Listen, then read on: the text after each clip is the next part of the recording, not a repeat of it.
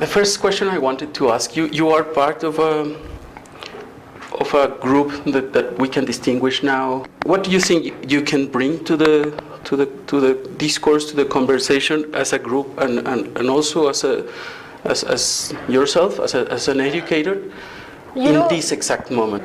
I don't think we are bringing something new.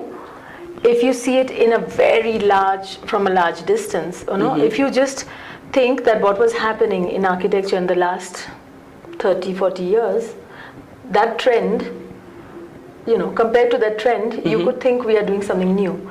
But I would prefer to take a longer view of things, and architecture has always been a social profession. When has it not been a social profession? Even modernism happened there was a relationship with the fact that industrialization happened, and we were being able to produce standardized elements. Things were getting standardized. There are social trends, and architects who are visionary can direct that, not only to be part of a trend, but they create they direct trends also, and that is to be an architect. So architecture for me was always that. At least from the point of view of my own country, we have not celebrated star architects. If you look at Doshi and look at Charles Correa, they have, Charles Correa wrote about the new landscape. He wrote about all this kind of thing which we spoke this morning, of this rapid urbanization. So they were not people who are just designing a facade and a form, If this has become the definition of architecture recently, then that's the one we should question. And maybe some people have woken up and say, this is not, we are not impressed, Yes, it's not enough. And my question comes from, I read it was kind of a hard article from a blogger in Spain, telling that the risk is that this kind of vision may become like a new trend only. I know. I'm sort of I don't know which blogger it is, but if you tell me something more specific, I'm also worried if, like green building. Yes, exactly.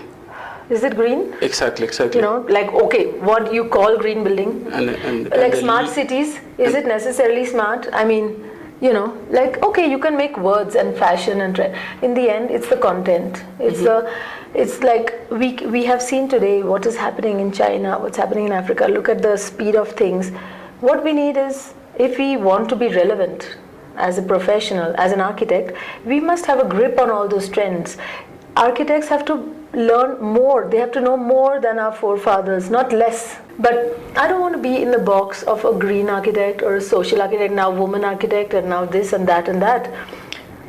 People, for me, I was going in this, I was surrounded by these trends, developments. I've been traveling, I've seen what is happening around me, but I have never thought that now architecture means that. I thought, when is this phase going to pass? Yes. It can't be true. It can't be true, because if you practice like that, you will become redundant. Yes. Nobody needs that. Today our problems are so big.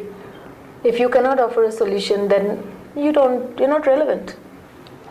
And that brings me to the other question.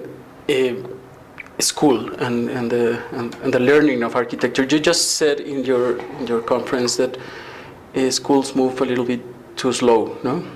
Education may be a little bit too slow. More than the slow, I'm concerned if education separates itself from life itself. I'm more concerned that the university is a knowledge point for the city. It's not supposed to be a world where there is no interaction between the real life and the theory. That is a pity if it is like that. And I am concerned that our education may not be teaching us enough about reality. Like if you want to be a doctor, you have to have, you have a period of internship, or you have to face, things. So I think education is there to prepare us, to advance knowledge, but also to prepare for the city to gain by your knowledge. But if you are outdated, I mean, if you're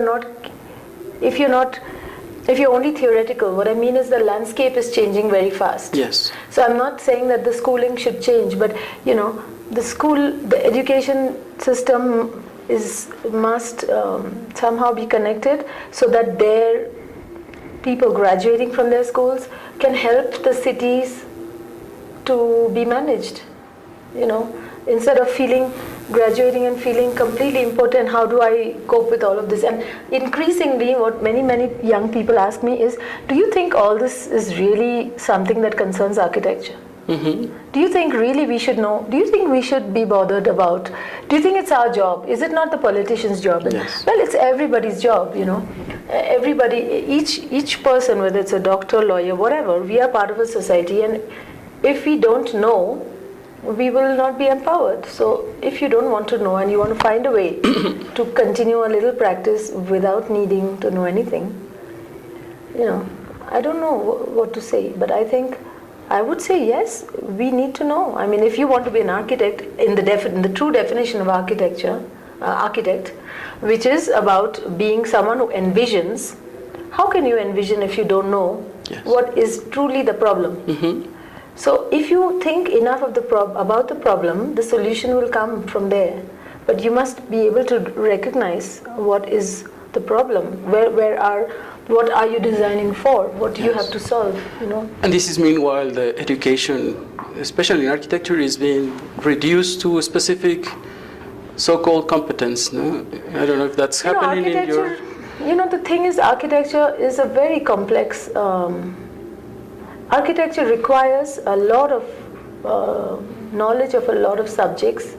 So it is true that it's a very rigorous study. And what I meant when I talked about the shortcoming is that we usually, with students in design studio, we develop all over the world. There are universities, that aim for students to develop a project that they conceive and make models of and drawings of and get passed based on what they imagined and drew and explained. But what I mean is that from that conception stage to the realizing the building, already if the other difficulties weren't there, which we have in our social context, or environmental, social, economic, changing landscape, even without all of that, after the design to the realization, there is so much more design that has to happen, once you enter reality. And normally we in architecture tend to not give that kind of learning to the student. We expect that they will study more years or they will work in some offices, etc., and gradually know that. At some point we were educating authors, no? Yeah. Not True. collaborators. No? True. That is becoming more and more a topic, I suppose. Mm-hmm. Yes. I think it's important to have authorship for various reasons. Mm-hmm. The knowledge makes you realize and it helps you to contextualize where you are useful and relevant and where somebody else has a role, And so it's very important to be interested in other people's work and to see yourself as one tiny part of society. But every individual can make huge contribution. Yes. So I don't say that to undermine. Last year I had the opportunity to ask the founder of Mumbai Studio one question, and I will repeat the question just for the collection. Okay. What is, from your point of view, being contemporary? Not nostalgic. Not nostalgic. In a short way, as short as your question. To be contemporary is to feel the life taking place and being relevant to that current life.